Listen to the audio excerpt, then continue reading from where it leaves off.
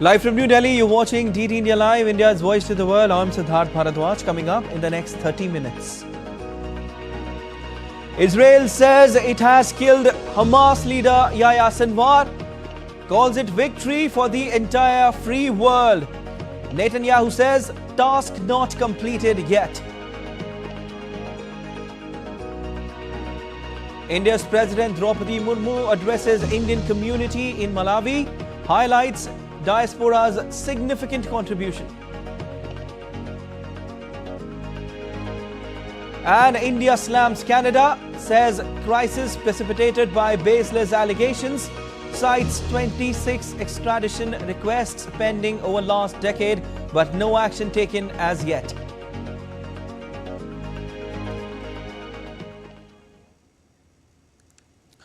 The Israeli military said it had killed Hamas leader Yahya Al-Sinwar in an operation in the southern Gaza Strip on Wednesday. The Hamas operatives were targeted during an operation that began on Wednesday, and one of 3 operatives killed in Gaza is said to be Hamas leader Yahya Al-Sinwar. Israel has already targeted several Hamas and Hezbollah commanders. Sinwar's death could escalate conflict as Israel responds to recent missile attacks linked to Iran.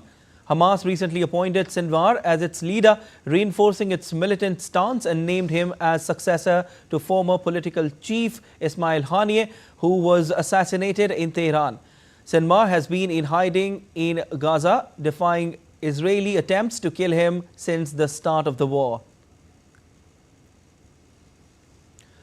Israeli Defense Minister Yoav Gallant took to social media X and wrote, "We will reach every terrorist and eliminate them." Quoting the biblical book of Leviticus, Gallant adds, "You will pursue your enemies and they will fall before you by the sword." Israeli Defense Minister attaches photos of former Hamas military chief Mohammed Daif and Hezbollah leader Hassan Nasrallah with X's over them, along with the third photo that is blacked out but also has an X through it, apparently resembling Sinwar. Israeli Prime Minister Benjamin Netanyahu said that the death of Hamas leader Yahya Sinwar presents a chance for peace in the Middle East. However, Netanyahu emphasized that the war in Gaza is not over and that Israel will continue its efforts until all hostages are returned. In a recorded statement, he expressed solidarity with hostage families, affirming the commitment to secure their loved ones' return. Confirming the assassination of Hamas leader Yahya Sinwar, Israel's Defense Minister Yoav Gallant calls on Hamas fighters to release the hostages and surrender. The state of Israel has brought justice with the elimination of Yahya Sinwar, a wild murderer and terrorist.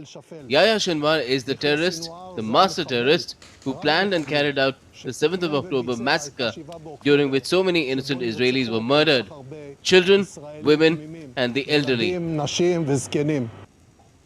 Israeli Foreign Minister Israel Katz was the first official to confirm that Hamas leader Yahya Sinwar has been killed by IDF soldiers. In a message to dozens of foreign ministers around the world confirming Sinwar's death, he described Sinwar as a mass murderer responsible for the October 7 attacks. Following the confirmation of Hamas leader Yahya Sinwar's death, Israeli soldiers were seen distributing sweets to civilians in celebration.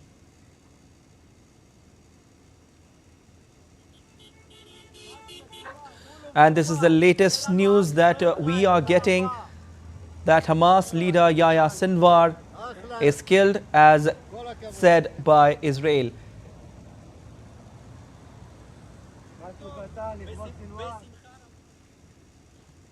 On the final leg of her state visit to Algeria, Mauritania and Malawi, India's President Droupadi Murmu addressed the Indian community event in Lilongwe, the capital of Malawi, on Thursday. She said that Indian diaspora have made a significant contribution in the social and business sector of Malawi. Malawi के लोगों ने तहे दिल से भारत और इसके लोगों को अपना बनाया है। साथ ही प्रवासी भारतीयों ने मलावी में विभिन्न सामाजिक और व्यावसायिक क्षेत्रों में महत्वपूर्ण योगदान दिया है। खेल के क्षेत्र में भी संतोष सिंह जैसे प्रतिष्ठित प्रवासी भारतीयों ने असाधारण उपलब्धियां हासिल की है और सभी प्रवासी भारतीयों के लिए एक अनुकरणीय उदाहरण है। मैं कल राष्ट्रपति चकबेरी और मलावी के अन्य महत्वपूर्ण गणमान्य व्यक्तियों के साथ बातचीत करूंगी। हमारे प्रयास होगा कि हम रिश्ते को और अधिक ऊंचाइयों तक ले जाने के लिए लाभप्रद और आर्थिक चर्चा करेंगे।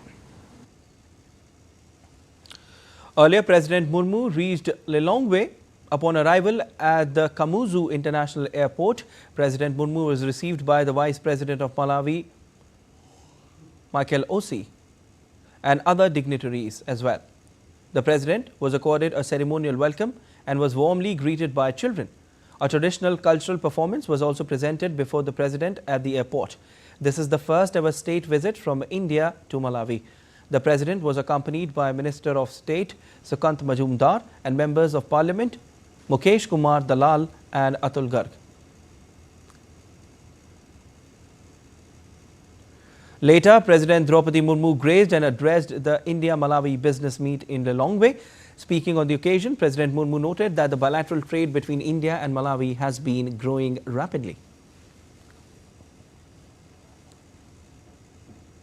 This year also marks the 60th anniversary of the establishment of diplomatic relations between the two countries. Our partnership is not confined to governments alone, as Africa has emerged as an important trade and investment destination. India's private sector is at the forefront of driving this impetus. There are growing investments by Indian companies, both multinational and SMEs in Africa in a range of sectors. DD India correspondent Amit Mukherjee has sent us this report from Lilongwe. Malawi is one of the few countries in the African continent which does not have a history of conflict or war. In fact, it is one of the safest and suitable nations for investors. While India and Malawi are already trading partners, President Droupadi Murmu's visit to Malawi is only going to add strength to this economic relationship. With camera person Sandeep in Lilongwe, Malawi, Amit Mukherjee for DD India. In yet another sharp response following Canadian PM Justin Trudeau's admission of having no hard evidence against India, India has held Trudeau responsible for damaging India-Canada ties. On Thursday, India's Foreign Ministry rebuffed PM Trudeau's claim, citing pending 26 extraditions request, marking a significant escalation in the ongoing diplomatic tensions. Meanwhile, Canadian Prime Minister Justin Trudeau continues to face flack not only from India but also back home. And we get you more details in the report that follows.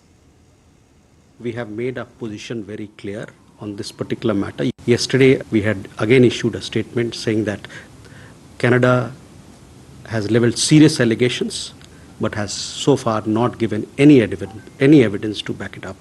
As regards our stance on the allegations, we will naturally reject false imputations against our diplomats. We had summoned the Acting High Commissioner of Canada and thereafter conveyed that we had no faith that the Canadian government will look after the safety of our diplomats.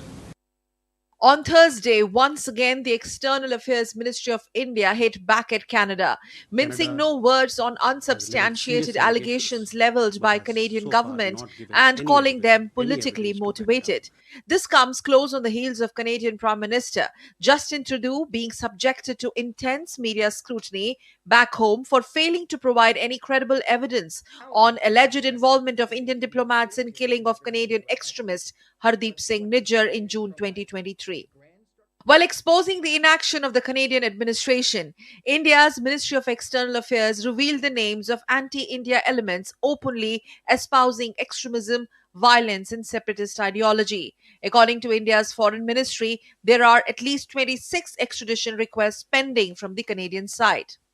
There are 26 extradition requests pending with the Canadian side. These are over the last decade or more. Along with it, there are several provisional arrest requests which are also pending with the Canadian side of several criminals. Some of the notable ones who've been charged with terror and related crimes, I would like to name them. They are Gurjeet Singh, Gurjinder Singh, Gurpreet Singh, Lakhbir Singh Landa, and Arshdeep Singh Gill. Prime Minister Trudeau's close ally, Member Parliament Jagmeet Singh, staged a walkout from a presser while failing to answer a pointed question on imposition of sanctions on India. This has forced a larger question on the intent and nature of these acquisitions, precipitating the diplomatic crises between India and Canada further. While India sticks to its stance, Prime Minister Trudeau, testifying before Canada's Foreign Interference Inquiry, with just intelligence and not hard evidentiary proof, clearly puts his credibility and the credibility of these serious acquisitions on India in a serious dock.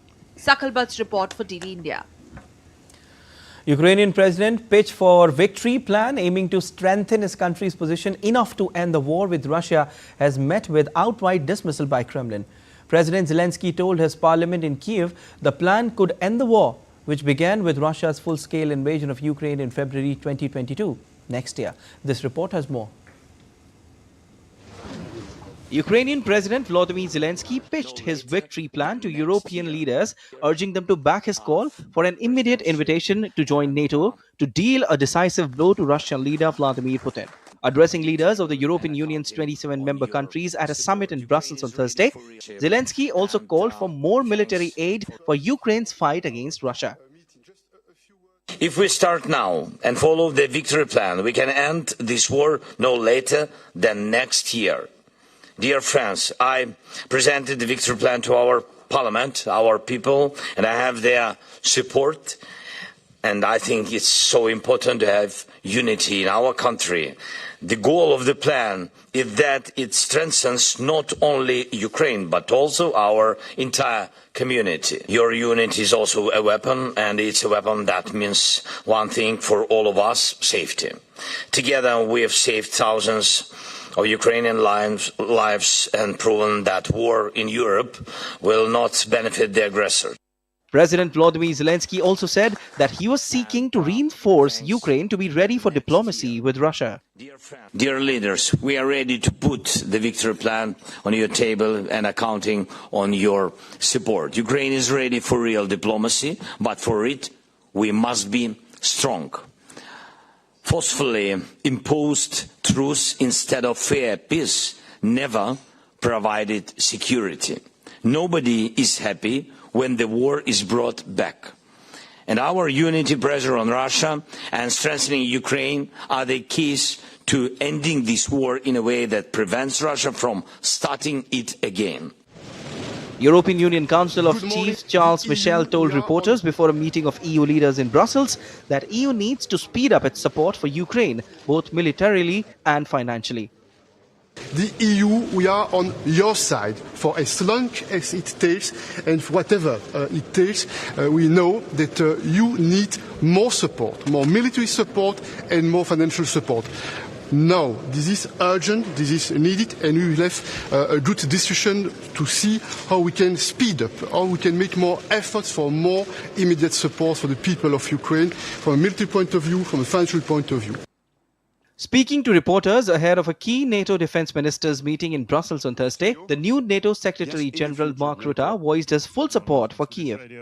We are in this, if necessary, for the long haul. And obviously we want to be in a place where Zelensky and Ukraine, from a position of strength, is able to start talks with Russia. But till that moment comes, he can count on continuing support, and Putin cannot count on us letting go of that support.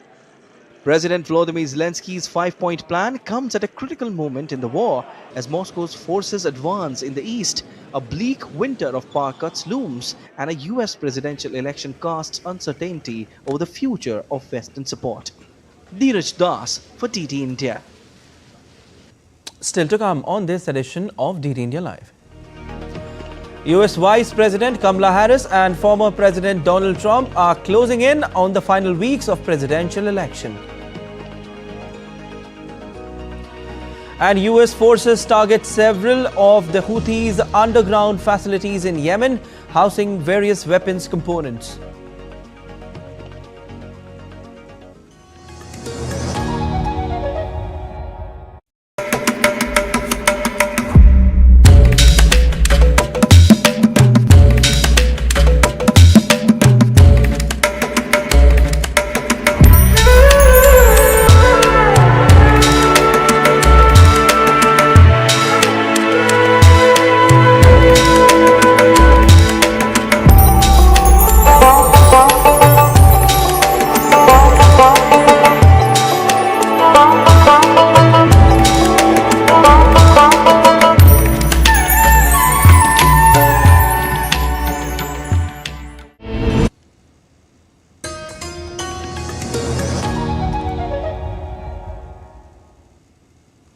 You're watching DD India Live. I am Siddharth Bharadwaj.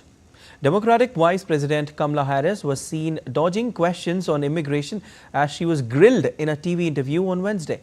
In a combative interview with Fox News, Harris was asked about her recent comment, besides other things, that there was not a thing she would change about the actions of the Biden administration, to which she responded as saying that her presidency will not be a continuation of Joe Biden's presidency.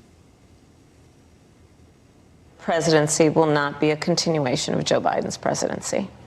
And like every new president that comes into office, I will bring my life experiences, my professional experiences, and fresh and new ideas. I represent a new generation of leadership.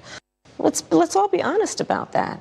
I have no pride in saying that this is a perfect immigration system. I've been clear, I think we all are, that it needs to be fixed. As Donald Trump and Kamala Harris clash for White House in the US presidential elections, voters are keen to find out which of the two candidates offer a better economic road ahead for the nation. DD India's Shubhendu Ghosh has filed this exclusive report from Wall Street, New York. We are at the iconic Wall Street in New York. It is considered as an epicenter of global trade and economy, home to major financial institutions. Right behind me, you can see the New York Stock Exchange. There is, of course, the Fed Reserve and major banks. As the United States prepares to elect its new president, state of the economy is taking center stage. Some 81% of registered voters say that economy is going to play a key role in deciding who they're going to vote for. Kamala Harris. As the campaigning for US presidential elections enters the final phase, Donald Trump and Kamala Harris continue to project themselves as the best candidate to take the US economy on the growth trajectory. Trump is focused on the idea of US dominance over foreign competitors like China. His economic plan has largely focused on deregulation in the energy and financial industries, touting the much better inflation during his presidency than Biden's. Vice President Kamala Harris has pledged to build an economy that is both pro-business and helps the middle class, as she pushed back against Trump's claims that she is advancing communist ideas. I speak to Professor Suresh Naidu, an economist from Columbia University, to understand the situation on the ground. I think a single one that's both real and perceived is the high price of housing, particularly in core metropolitan cities like New York, like San Francisco, like Chicago. And so that issue of the high price of housing, I think, is a real one, as well as high prices of sort of other things like healthcare and education. But, you know, I will also say that for and those are long-term kind of structural things. There's another perception of inflation, and the inflation was very real and very persistent, but it's also the case that wages rose for most workers in a rate that outpaced inflation. So I think and if you look, you'll see that perceptions of inflation are also highly correlated with your party. So Republicans think that there was much more inflation than Democrats do. The policies debated in election campaigns have implications not just at home, but for the global economy and partner countries like India as well. As Trump has made a statement that he will have tariffs put in, yes, India will get impacted. But then what happens is India also is importing substantial amount of goods and services from US. So there could be a reciprocity. And I think putting tariff does not help economies. It hurts the consumer on both sides. The ball is now in the court of voters, who will decide the best candidate to take the reins of the world's most powerful economy. With camera person Jay Shankar, Shubhendu Ghosh's report for DD India in New York. Vision 2030 of the Kingdom of Saudi Arabia seeks to build on the strong bonds between expatriate communities in Saudi Arabia and the Saudi society. Under this vision, Saudi Arabia has launched Global Harmony Initiative. So how is this spirit of integration and harmony evident in bilateral cooperation in the education sector? DD India correspondent Munmun Bhattacharya reports from Riyadh. An Indian school in the heart of Riyadh. The students that you see here are wards of members of the vibrant and sizable Indian community residing in the capital of Saudi Arabia. Some students can be seen outside their classrooms, some playing basketball and some badminton. While this was the first franchisee of Delhi Public School that was established in 2004 in this Arab country, the foundation of the first Indian international school in Saudi Arabia was laid way back in 1982. This was after the Saudis allowed the opening of such schools for students of the Indian diaspora and gave Indian authorities a free hand to run them. Schools like this one are run by the Indian community and are supported by the Indian Embassy. They are CBSE affiliated and follow CBSE guidelines laid out in India. Teachers that teach in these schools are qualified professionals that belong to the Indian community. Some Arabs teach here too. The Saudi Arabian government and especially the Ministry of Education, they encourage Indians to open schools and they extend all kind of facilities and services to the schools. Particularly, they have allowed the female teachers to be employed by the schools, which was not the case earlier. So that has come as a big relief to the Indian diaspora schools. Today, there are 38 Indian schools affiliated to CBSE in Saudi Arabia. Together, they cater to nearly 100,000 Indian students. These schools come under the umbrella of the Saudi chapter of CBSE. One of them, India International School Dammam, had even made it to the Guinness Book of World Records for enrolling the highest number of students at 18,000 in any secondary school in India or abroad. But the COVID-19 pandemic led to a dip in numbers 5 years ago. Today, the numbers have picked up again. Such cooperation between India and Saudi Arabia bodes well for the welfare of the Indian community in this Arab country. The school that you see behind me is an international private school from India, DPS Riyadh. It stands testimony to the growing educational cooperation between India and Saudi Arabia. This is also a projection of a changing Saudi Arabia, which is more integrated with the outside world, particularly with friendly countries like India.